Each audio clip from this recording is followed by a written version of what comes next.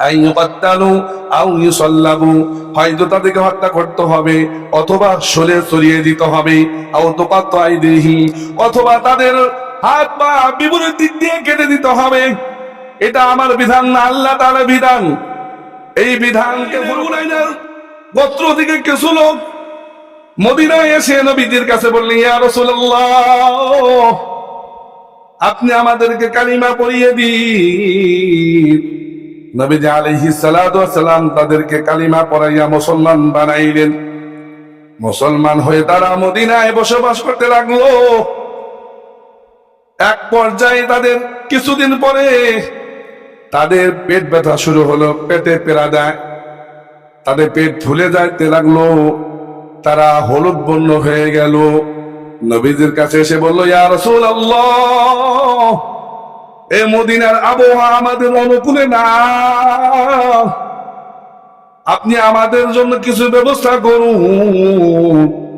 নবীজি আলাইহিস সালাতু ওয়াস সালাম বললেন, মদিনার বাহিরে দেখো আমার কিছু রাখালরা উট লালন পালন করে, তাদেরকে গিয়ে বলবা নবীজি আলাইহিস সালাতু ওয়াস সালাম আমাদেরকে তোমাদের কাছে পাঠিয়েছেন তোমাদের সাথে বসবাস করার জন্য এবং এই উটে দুধ পান করার জন্য।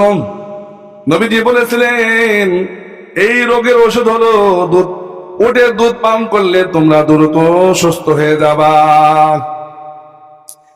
এরপরে তারা ওই রাখালদের সাথে থাকতে লাগলো, দুধ পান করে এক পর্যায়ে তারা ভালো হয়ে গেল। ভালো হওয়ার কিছুদিন পরে তারা মুরতাদ হয়ে গেল। মুরতাদ মানে কি জানেননি? মুসলমান হওয়ার পরে এই মুসলমান ধর্ম থেকে অন্য ধর্মের দিকে দীক্ষিত হওয়ার নাম হলো মুরতাদ হওয়া। মুরতাদ হয়ে যত রাখাল ছিল সমস্ত রাখালদের হাত পা বিবৃতিতে কেটে ফেললো। শুধু তাই নয়, খেজুরের যে কাঁটা আছে কাঁটা দিয়ে চক্ষু পর্যন্ত ফুটে করে ফেললো। এইভাবে নির্মম ভাবে যখন হত্যা করলো, এই হত্যার ঘটনা যখন নবীজি আলাইহিস সালাতু ওয়াস সালাম জানলেন, জানার পরে একজন সাহাবীকে পাঠিয়ে দিলেন,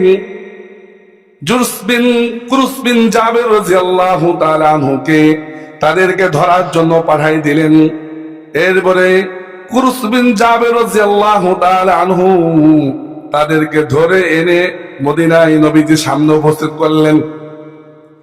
এরপরে নবীজি আকাশের দিকে তাকিয়ে আছে, তাদেরকে কি শাস্তি দেওয়া হবে? তখনও এই বিধান নাযিল হয় নাই যে এই যে হত্যাকাণ্ড ঘটিয়েছে, অন্যায়ভাবে হত্যা করেছে, তাদের শাস্তি কি হবে তখনও পর্যন্ত নবীজি আলাইহিস সালাতু ওয়াস সালাম জানেন না। আকাশের দিকে তাকিয়ে আছে, হঠাৎ জিবরাইল আমিন এসে বলেন, ইয়া রাসূলুল্লাহ, এদেরকে কিভাবে হত্যা করতে হবে জানেননি?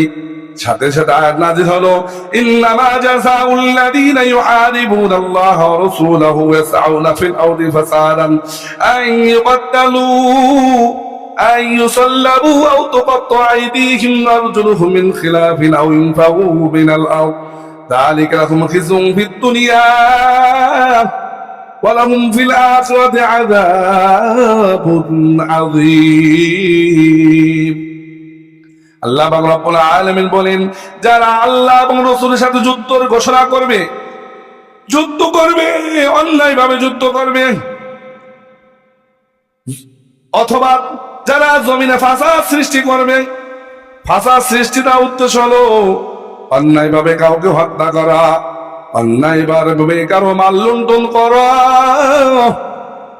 অন্যায়ভাবে কারো প্রতি জুলুম অত্যাচার করা, রাহাজানি করা, ডাকাতি করা, এইভাবে যারা করবে তাদেরকে হত্যা করতে হবে। আইয়ুকাত্তালু, তাদেরকে হত্যা করবা।